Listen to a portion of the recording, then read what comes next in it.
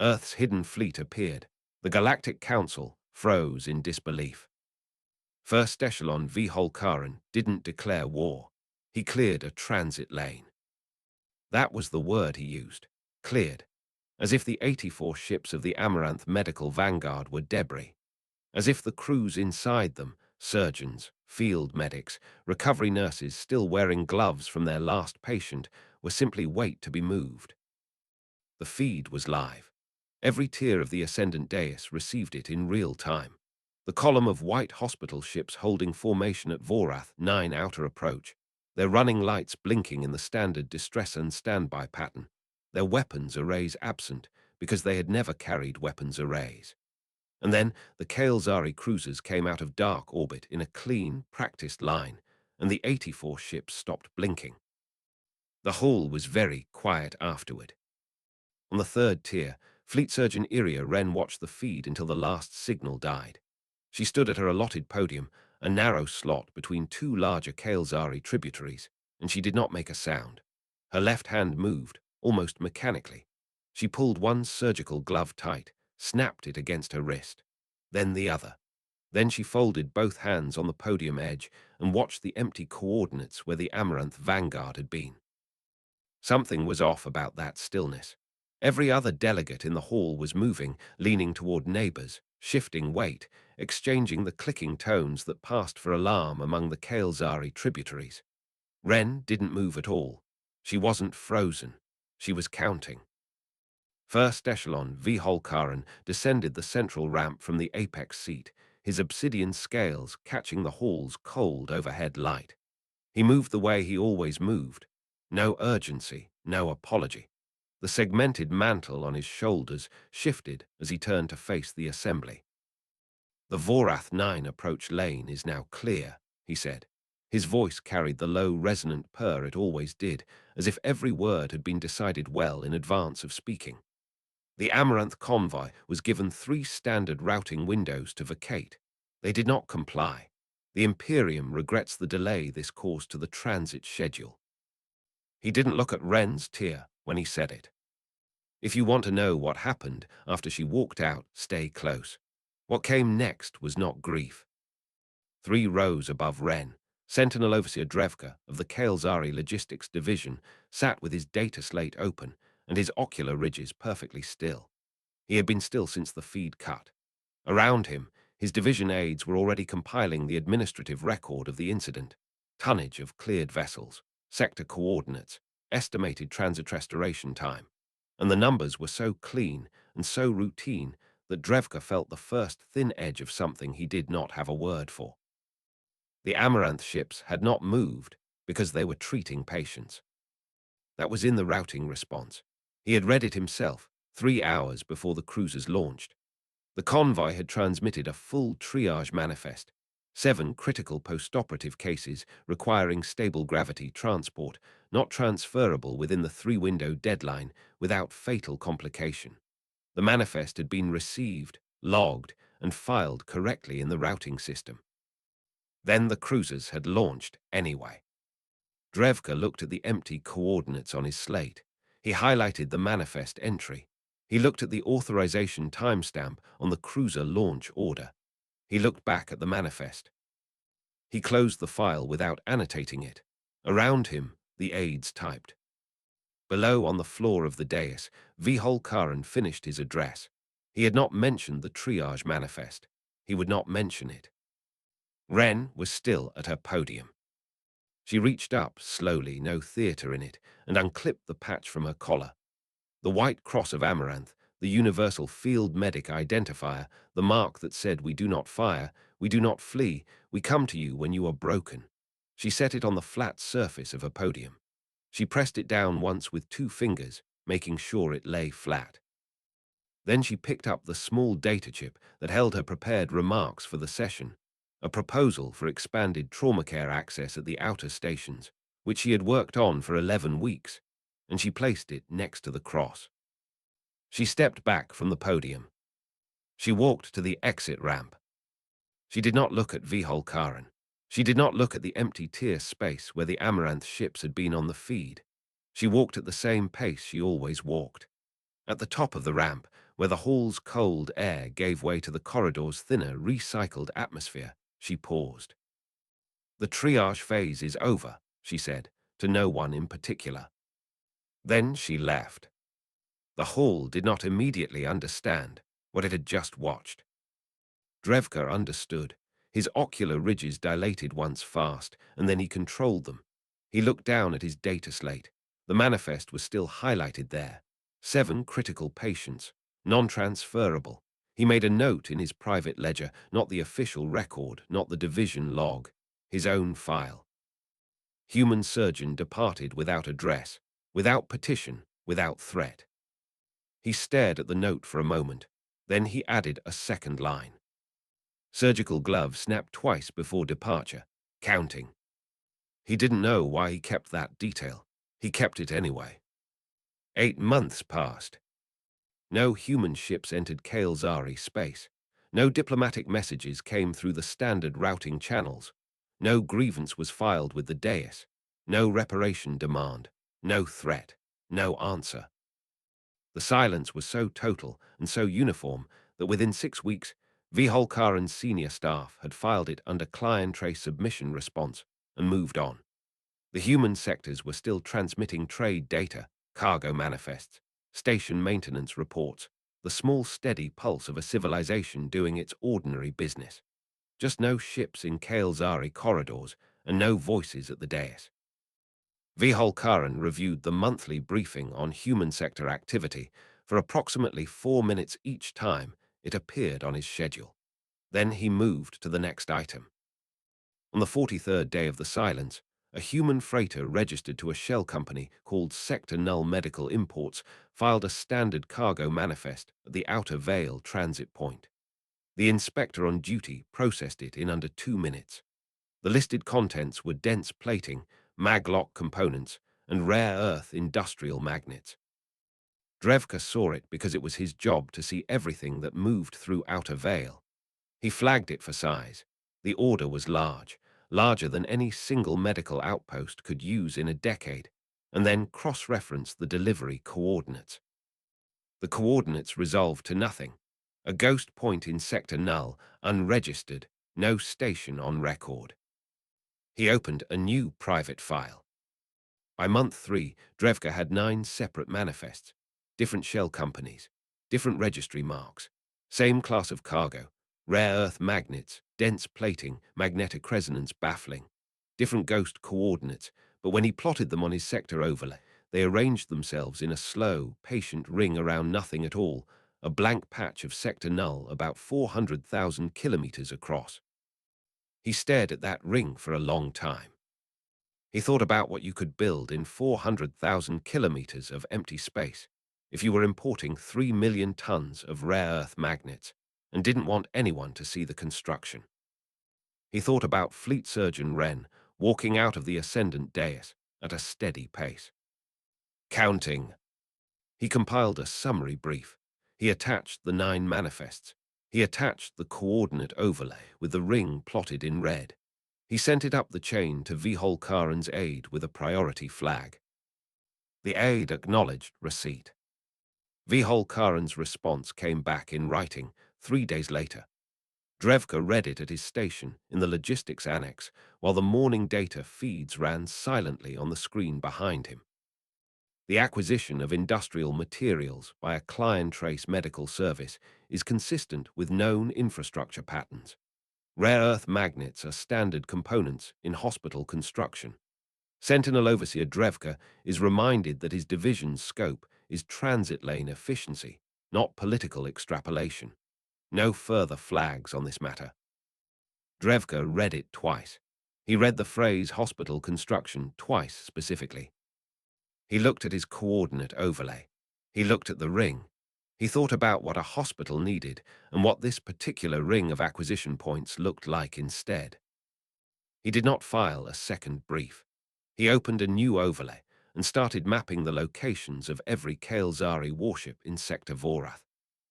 Month 5, Month 6. The human sectors stayed quiet. The cargo manifests kept coming, filed so cleanly and so routinely that the transit inspectors stopped noting them, just medical imports, just infrastructure.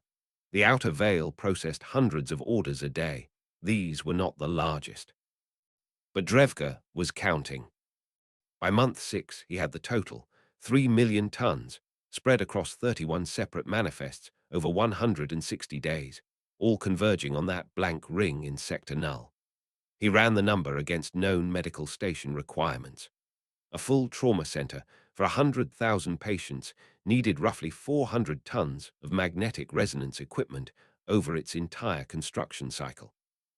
They were building the equivalent of 7,500 trauma centers, simultaneously, in empty space, with no announced project, no labor contracts in the public record, no site survey filings. His ocular ridges held very still as he looked at the math. They aren't building hospitals, he wrote in his private file. He stopped there. He looked at what he had written.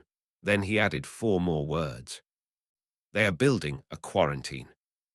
He saved the file. He looked at his sector overlay at the Vorath 9 shipyards, where Viholkaran was assembling 14,000 warships for an expansion push into the outer reaches. He looked at the ring in sector null. He thought about Fleet Surgeon Wren, the glove snap, the 2 fingers pressing the white cross flat. The sensors on his station ran a standard gravitational sweep of the surrounding sectors, as they did every 6 hours. The Vorath 9 mass signature came back normal. 14,000 ships, dense, steady, the kind of reading that said power, absolute power. Nothing in this sector challenges this. Drevka looked at it. Then he looked at his sector null ring. Then he looked at the gravitational sensors again, at the edge of the ring's coordinates. And for just a moment, before the sweep cycled to its next phase, he thought the emptiness looked back. Month 7 arrived without ceremony. Drevka had stopped sleeping well. Not dramatically. He still reported on time, still filed clean division logs, still attended the morning briefings where Viholkaran's staff presented the Vorath 9 muster progress in careful columns of growing numbers. He sat in his usual seat, and he listened, and he said nothing. But at night, back at his station in the logistics annex, he ran the sweeps. The gravitational sensors at Sector Null's edge had started returning something he could only describe as texture. Not mass, nothing that would trigger an automated alert. Just a faint, repeating variation in the baseline reading, as if the empty space had developed a habit. He had been watching it for 11 days. The variation followed no natural pattern he recognized.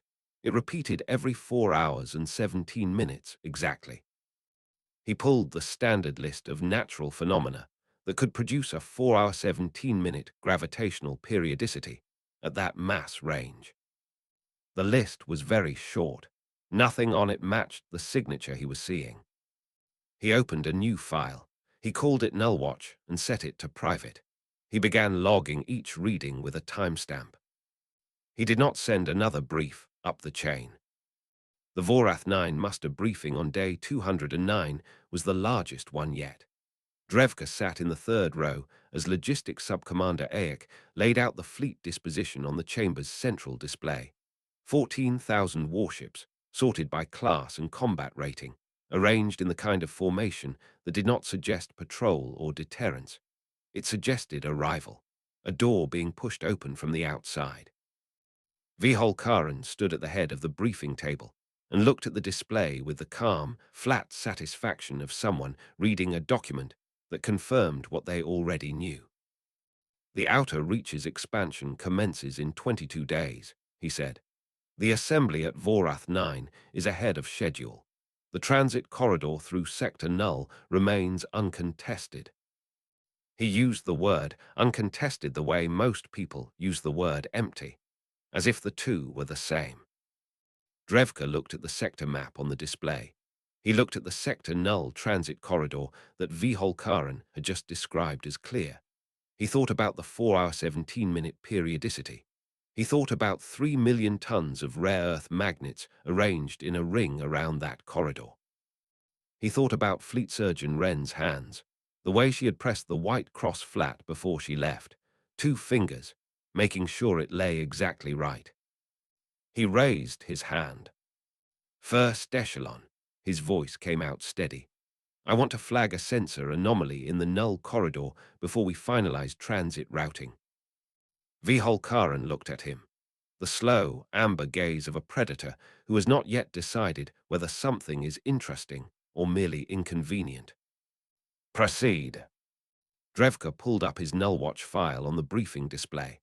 The periodicity graph appeared, the faint, repeating variation logged over 11 days, each timestamp clean. This reading doesn't match any catalogued natural source, Drevka said.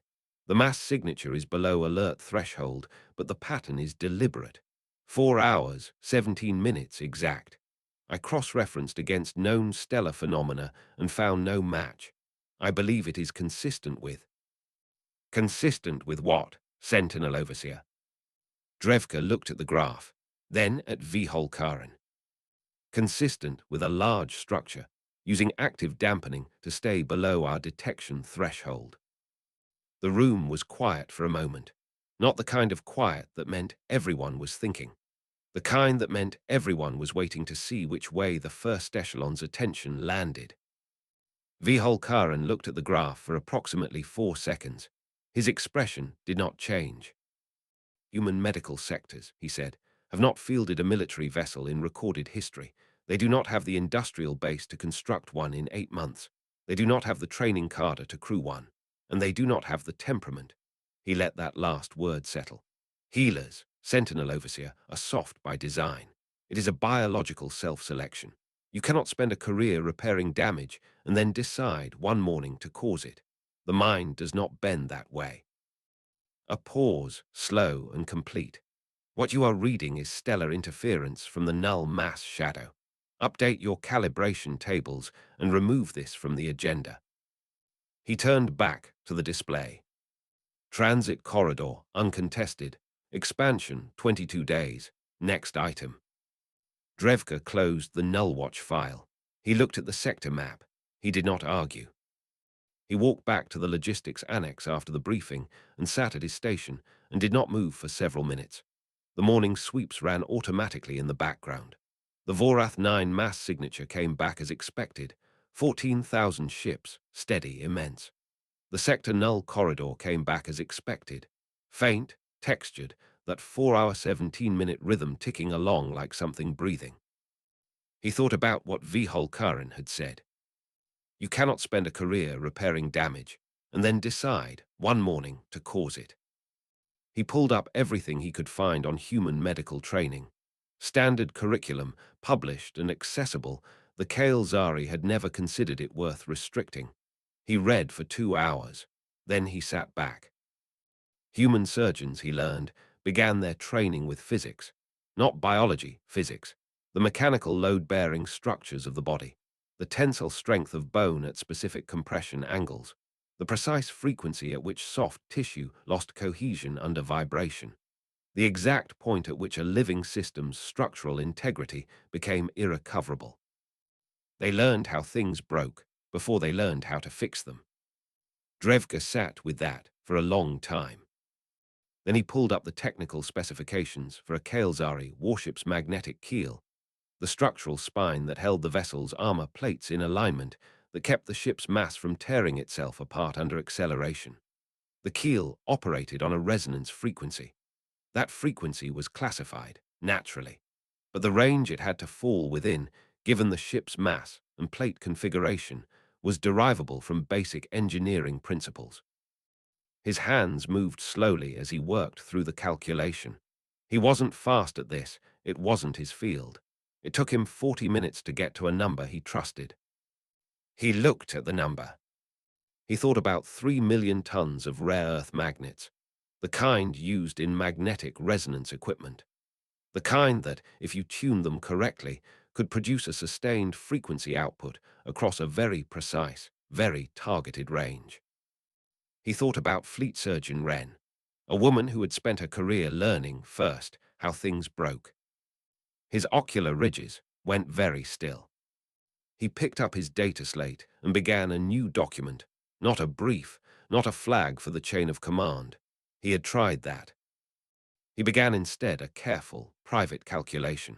The number of resonance arrays you could build with 3 million tons of raw magnetic material, the effective radius of each array, and whether, if you arranged them correctly, if you had 8 months and a blank ring of empty space to work in, you could achieve simultaneous frequency output across a field large enough to cover the Vorath 9 shipyards. He finished the calculation at the 3rd hour of the night cycle. He sat very still for a long time after. Then he saved the file under a new name. He thought about what to call it, and then he typed the only honest name he had. They are not building hospitals. He stared at that for a moment. Then he added a second line because the math demanded it. 14,000 ships, 1 frequency, 11 seconds. He did not sleep that night.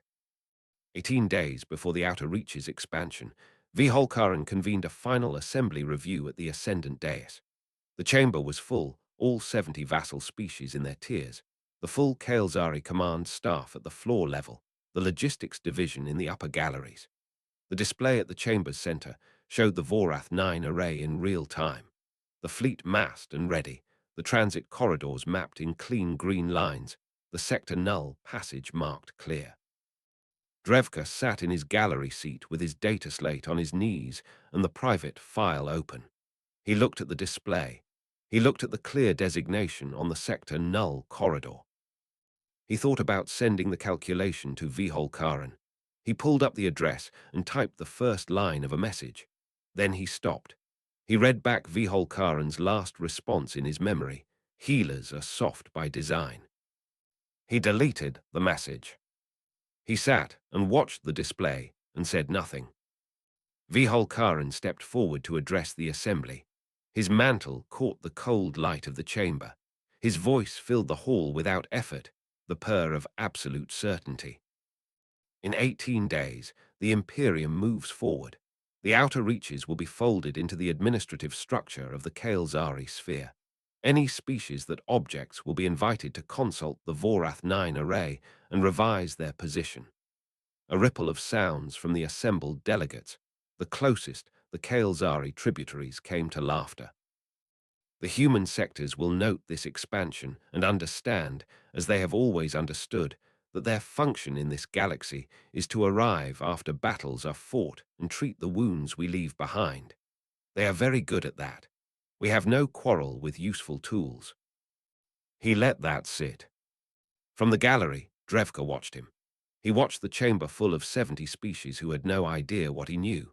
He watched Vholkaren's calm certainty and thought about the 4-hour 17-minute rhythm still ticking in sector null, patient and exact.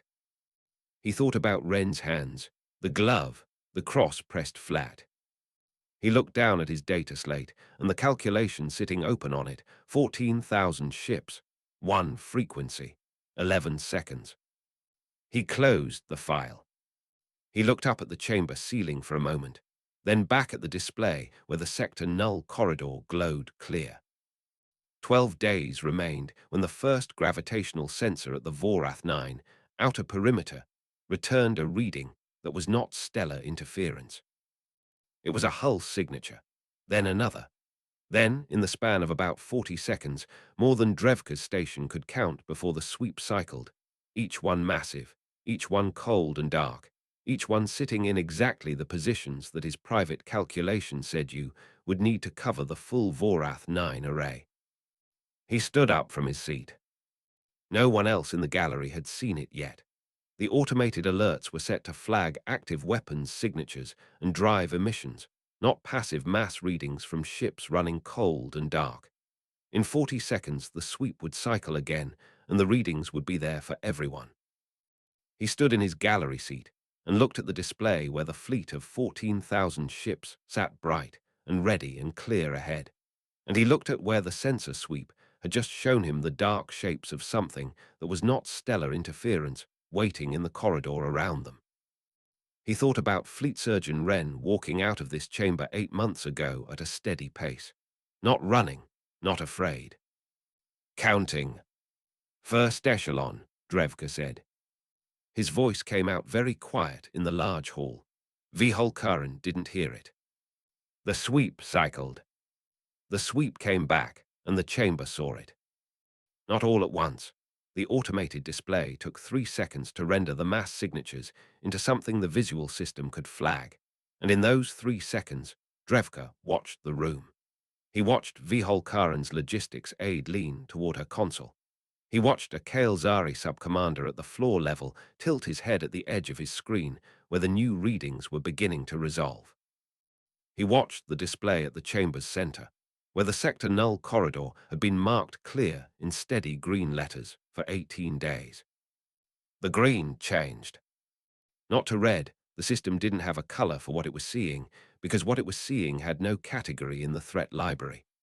The corridor filled with mass signatures, the way a dark room fills when someone opens a door to the outside. Not flooding, not rushing, just suddenly, irrevocably present. Dozens of them. Then hundreds. Then the display's rendering system stopped trying to count individually and switched to aggregate mass.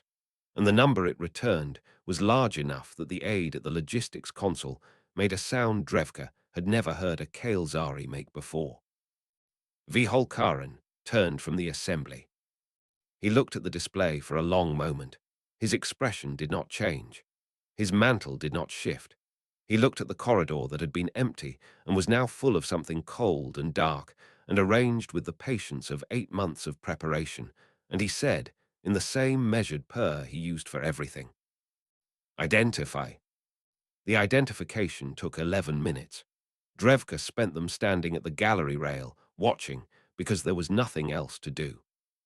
The ships were running without transponders, without drive emissions, without any of the standard signatures. A vessel broadcast when it was operating normally, because these ships were not operating normally, they were sitting, waiting, positioned in a pattern that Drevka recognized from his own private calculation. Full encirclement of the Vorath 9 array, no gap larger than 3 kilometers between any 2 hull positions, every angle covered. The chamber's technical staff pulled hull geometry from the mass returns. Angular, dense, black presumably, though sensors didn't report color, but Drevka thought of black because everything else about the signatures was dark, compressed, folded in on itself, the way something gets when it has been designed to be invisible for a very long time and is only now, by choice, allowing itself to be seen. A tech on the floor called out the hull class identification. Human construction, every one of them. The chamber made a sound, like a held breath. Viholkaran looked at the display for a moment longer. Then he looked at Drevka in the gallery. He didn't speak, he just looked. Drevka looked back. He had nothing to say that he hadn't already said in a brief that had been filed and dismissed. He spread his hands slightly, a small, honest gesture. "I told you." Then he lowered them because the gesture didn't matter anymore. The Kael'Zari flagship at Vorath 9 attempted contact on the standard hailing frequencies. No response. It tried the emergency military channel. No response. It tried the diplomatic routing band, the one used for vassal species communication, the channel that implicitly said we are treating you as a client, not a threat. A response came back on that last channel. One line of text, no voice, no visual, no identification header. The triage phase is over. Viholkaran read the line on the display. He read it twice. He turned to his weapons commander. "Full battle stations. Power the main arrays." The weapons commander's hands moved across his console. Drevka watched the man's shoulders, the slight hesitation, barely visible, before the commands went through. The Vorath 9 array had 14,000 warships and enough combined firepower to reduce a moon to gravel. They had never been in a position where powering the arrays felt like a response rather than a declaration. The arrays powered up. Across the Vorath 9 formation, 14,000 ships came to battle-ready status in under 90 seconds. Turrets tracked. Targeting systems locked to the dark hull signatures surrounding them on every side. The dark ships did not move. They sat. They waited. They held their positions with a stillness that felt, to Drevka, less like hesitation and more like a clock that had already decided what it was going to do and was simply letting the second hand reach its position. One of the technical staff said, "First echelon, the human flagship is transmitting a vessel ID. Put it on display." The name appeared. Aegis of the Fallen. The room was very quiet for a moment. Drevka thought about the name. Fallen, not victorious, not powerful, not any of the words the Kael'Zari put on ships to signal what they intended. Fallen, the 84 ships of Amaranth, named onto the hull of the vessel that had come to answer for them. He sat down. He didn't realize he was sitting until he was already seated. Viholkaran walked to the center of the chamber floor. He stood in front of the display, and he looked at the Aegis of the Fallen and the hundreds of dark shapes arranged around his fleet, and his voice, when he spoke, was still controlled, still the purr. But something in it had changed, a thinning, like a material being tested. "They have no weapons arrays," he said. "The hull returns show no plasma emitters, no kinetic launchers, no torpedo bays." He turned to his weapons commander. "They have surrounded 14,000 armed warships with unarmed vessels. This is a display, a gesture." He turned back to the display. "Target the flagship and fire one warning volley. Let them understand the arithmetic." The weapons commander relayed the order. The targeting system locked on the Aegis of the Fallen. Drevka stood up again without meaning to. His mouth opened. He had his private file in his head, 14,000 ships, one frequency. 11 seconds. He thought about saying it. He thought about standing in the gallery of the ascendant dais and telling the first echelon of the Kael'Zari Imperium that the unarmed vessels surrounding his fleet were not unarmed the way a scalpel is unarmed, technically without a trigger, but built around a single devastating understanding of exactly how a body fails. He said, "First echelon, wait." The weapons commander fired. The volley crossed the distance to the Aegis of the Fallen in under 2 seconds. And the Aegis of the Fallen did not move, did not dodge, did not raise a shield or return fire or do anything a warship does when another warship fires on it. Because the volley did not reach it. What happened instead was this.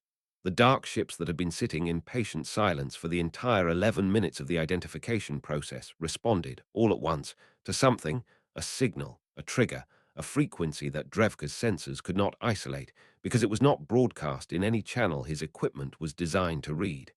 They responded by doing nothing visible. No light, no emission, no sound that the instruments could catch. But the Kael'Zari weapons' fire curved. It curved in the way a river curves when the ground beneath it changes, not sharply, not dramatically, just following the new shape of the space it was passing through. The volley arced away from the Aegis of the Fallen and dissipated harmlessly into the dark. Viholkaran stared. "What was that?" he said. Not a question. The flat tone of a person whose model of the world has just produced an impossible output. Drevka looked at his console. The gravitational readings across the Vorath 9 corridor had changed. The texture he had been watching for 11 days, the 4-hour 17-minute periodicity, was gone, replaced by something steady and strong and aimed. The resonance arrays had stopped cycling. They had locked. "First echelon," Drevka said, and this time his voice came out very quiet because there was nothing useful to put volume behind. "They were never going to fire at us." He pulled up his private calculation on the gallery display. The keel frequency derivation, the resonance array coverage map, the number at the end.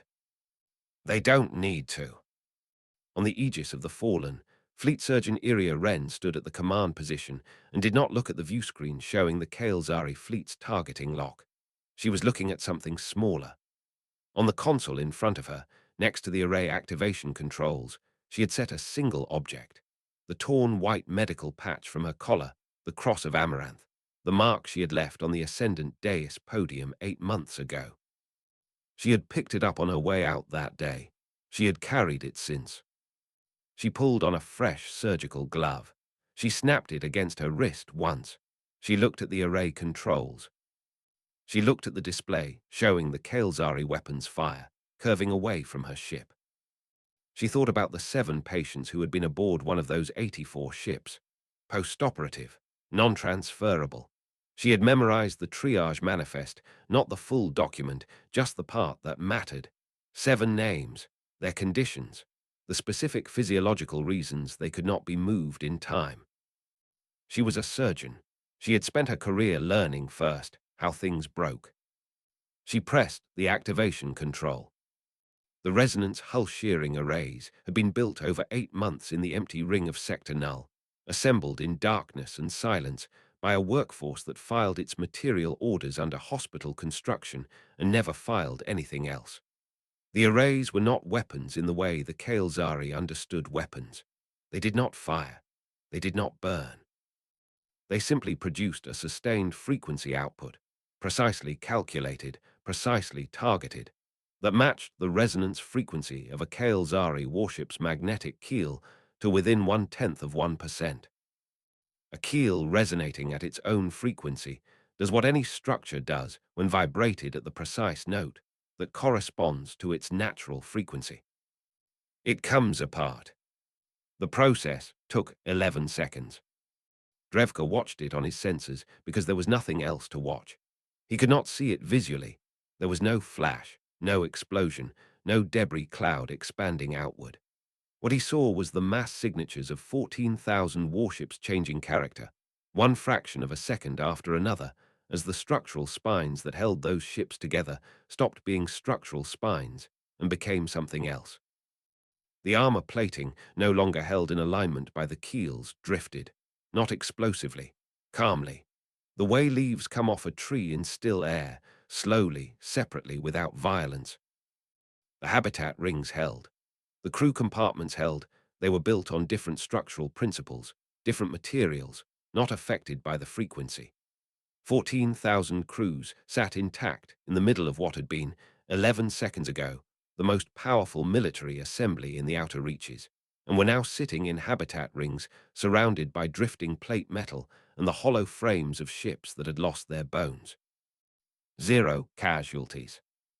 No weapons fired, no plasma exchanged, no blood. Just 11 seconds of physics, applied with surgical precision, by people who had spent their careers learning how things broke before they learned how to fix them. Drevka sat at his console in the gallery of the Ascendant Dais and looked at the mass return data for the Vorath 9 array. He looked at it for a long time. He thought about all 70 species in this chamber, watching the same feeds. He thought about every vassal species that had ever presented to the dais under Kael'Zari dominance. The carefully measured compliance, the strategic silence, the small careful gestures of survival. He thought about what those 70 species were calculating right now, watching the readouts from Vorath 9. He opened his private file one last time. He looked at the line he had written. They are not building hospitals. He closed it. He would not need it again. At the center of the chamber, Viholkaran stood in front of the display showing the Vorath 9 feeds. He had not moved since the 11 seconds ended. His mantle did not shift. His voice did not come. For the first time in Drevka's years of watching him, the first echelon of the Kael'Zari Imperium had nothing to say.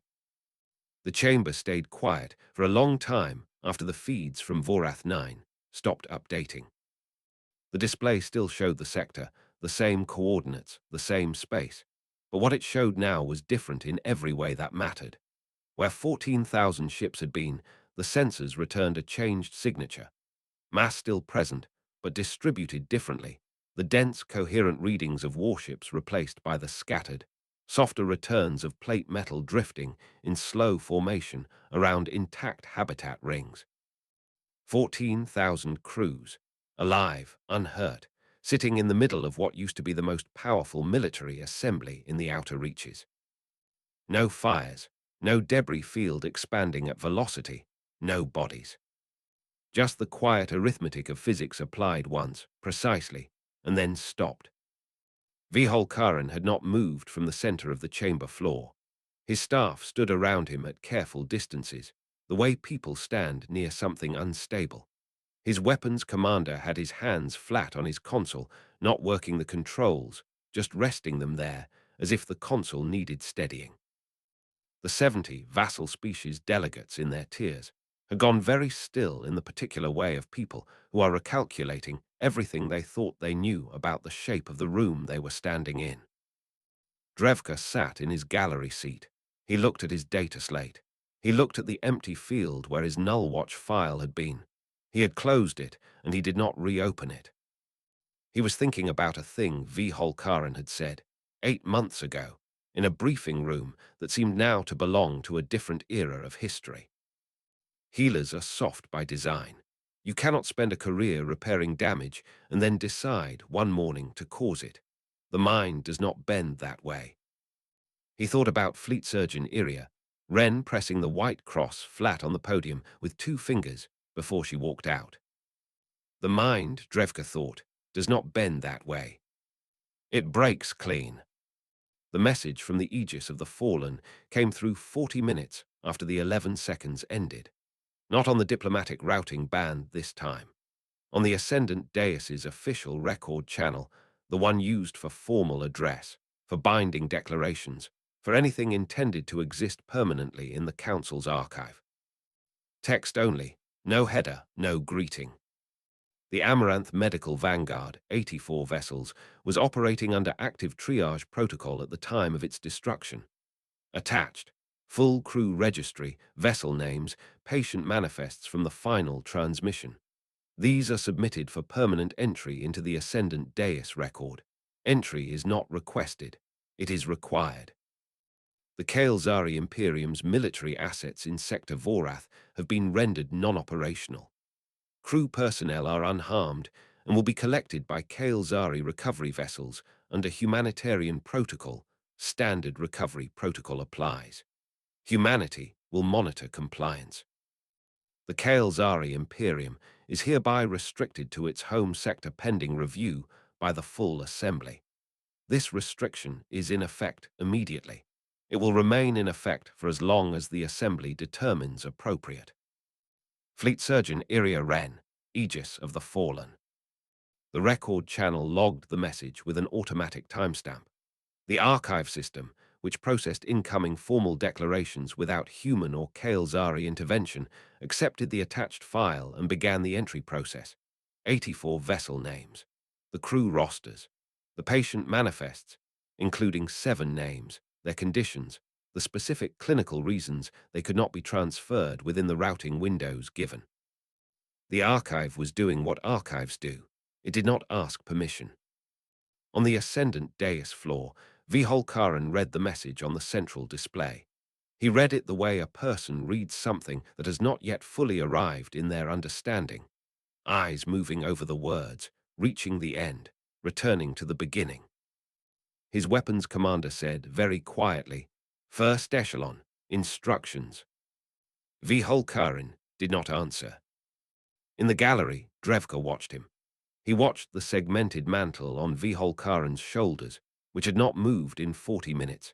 He watched the first echelon's hands at his sides, still, the posture of a man who has not yet decided what gesture fits the situation because no gesture fits the situation. He thought about the word required. Not requested, not submitted for consideration. Required. As a fact of the universe, the way the resonance frequency of a magnetic keel is a fact, not an argument, not a position, not a threat. Just the shape of what happens when you apply the right amount of the right kind of force. A delegate from the Outer Veil species, one of the smaller vassal groups, a species that had been in Kael'Zari tributaries for longer than Drevka had been alive, stood up from their tier. They did not speak. They simply picked up their data slate and their identification marker and walked down the tier steps toward the chamber floor. They walked to the far side of the chamber, the side where the human sector podium stood, the narrow slot between 2 larger Kael'Zari tributaries, where Wren's data chip and the white cross of Amaranth had rested on the surface for 8 months, uncollected, undisturbed. The Outer Veil delegate stood next to that podium. Drevka watched a second delegate stand, then a third. The movement was slow at first, the careful, considered movement of species who had spent decades calculating the cost of every gesture. But it had its own momentum, the way water finds its level. Once the first delegate stood, the arithmetic of the room changed, and everyone in the room was capable of arithmetic. By the time Fleet Surgeon Wren arrived, walking through the main entrance of the ascendant dais at the same unhurried pace she always walked, carrying a single data slate, wearing a fresh uniform with no patch on the collar, 14 species had moved to the far side of the chamber. She did not look at them as she walked past. She walked to the center of the chamber floor. She set the data slate on the surface of Viholkaran's command table, the flat, obsidian surface at the apex of the Kael'zari floor position, the table no one touched without invitation. She set it down without asking. She straightened it once with 2 fingers, the way she always straightened things, making sure it lay exactly right. The data slate held one document, the Casualty Zero report from the Vorath 9 operation, 14,000 ships, 11 seconds, 0 deaths, the most complete military disarmament in recorded Kael'zari history, achieved without a single act of violence against a living creature. On the surface of the data slate, she had placed something else before she came in. The white cross of Amaranth. The torn patch, stained at the edges, the one she had pressed flat on the podium 8 months ago and then picked up on her way out because it was not theirs to keep. It rested on the data slate now. Soft, small, the mark that said "We do not fire, we do not flee," resting on top of the document that proved what happened when you pushed past the point where that patience ran out. She did not look at Viholkaran when she set it down. She stepped back from the table. The chamber was not loud. It was the opposite of loud, the specific quiet of a large space in which something irreversible has just finished happening, and everyone present understands it. Drevka came down from the gallery. He did not plan to, his legs moved before he decided, the way they had moved when he stood up to say first echelon, wait in the moment before the volley fired. He walked down the gallery steps to the chamber floor and stood at the edge of the main space, his data slate under his arm, and he watched. Wren stood near the command table. She had not spoken since she entered. Her hands were still, no glove snap, no calculation running behind her eyes. Whatever she had been counting toward, she had reached the number. Viholkaran looked at the data slate, at the Casualty Zero report, at the white cross. He looked at it for a long time. The archive system finished its entry process and logged a confirmation to the record channel. Amaranth Vanguard, 84 vessels, entered into permanent ascendant dais registry. Entry confirmed. Timestamp locked. The 84 ships were in the record now. The crews, the patients, the 7 names and their conditions, and the specific reasons they could not be moved. All of it permanent, all of it locked, all of it true in the way that things written into a record at the right moment become true forever. Viholkaran said nothing. Wren turned from the table. She walked back toward the entrance the same way she had come in, no theatre, no pause at the door, no backward look at Viholkaran or the chamber or the steadily growing group of delegates now occupying the far side of the room. She stopped once at the threshold. She reached into her collar and pulled out a single surgical glove. She looked at it for a moment, the way you look at a tool you've been carrying a long time and are about to put down. Then she set it on the podium at the entrance, the one she had stood at when this started, the narrow slot with the surface that still held the faint pressure marks of a data chip and 2 fingers. She left. The door of the ascendant dais closed behind her. Drevka stood on the chamber floor and watched the delegates move. Not quickly, not with ceremony or declaration. They stood from their tiers, gathered their things, walked down the steps and crossed the floor, some in groups, some alone. The motion was quiet and continuous, and it did not stop. It was the motion of 70 species running their arithmetic and arriving, one after another, at the same answer. By the time the movement settled, the chamber had rearranged itself. Viholkaran stood at the center of the floor alone. His staff had not moved, They were still at their consoles, still occupying their positions. But the positions were now wrong, the way furniture is wrong in a room after a wall comes down. The geography of the chamber had changed around them. On the far side, near the human sector podium, 63 species had come to rest. Some standing, some seated at angles that pointed the wrong way relative to the old power structure of the room, all of them quiet. The central display still showed the Vorath 9 feeds, the drifting plate metal, the intact habitat rings, the space where 14,000 warships had been, now full of the patient silence of a thing that had already happened and could not be made to unhappen.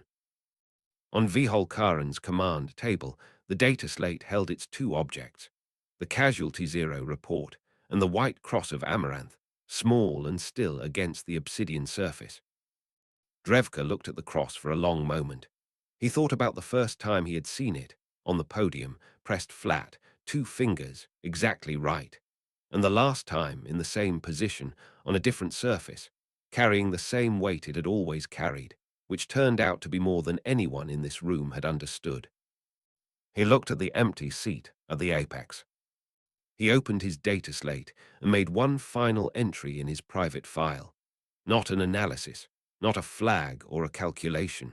Just a note, the kind a person writes when they want to be honest about what they witnessed. The Kael'Zari had 14,000 ships. Humanity had 11 seconds of physics. He looked at the note. He looked at the chamber. Then he added a second line, because the second line was also true. The cross is still there. He closed the file. Across the chamber, the archive channel stayed open, receiving. The Amaranth registry entry held its timestamp. The record did not care what happened next in the room, it had already decided what was permanent. Outside the Ascendant dais, in the cold corridor that ran from the main entrance to the transit bay, Fleet Surgeon Iria Wren walked at her usual pace toward the dock where a shuttle waited. She did not look back at the hall she had left. Her collar was bare. Her hands were at her sides. Somewhere behind her, through the closed doors of a chamber that was still rearranging itself, the feed from Vorath 9 continued on the display. The drifting metal, the intact rings, the 11 seconds of physics settling into the permanent shape of what they had produced. She stepped into the shuttle, and the door sealed, and the dock's cold light was replaced by the dark. The Ascendant dais stayed lit behind her, full of the quiet work of a galaxy recalculating.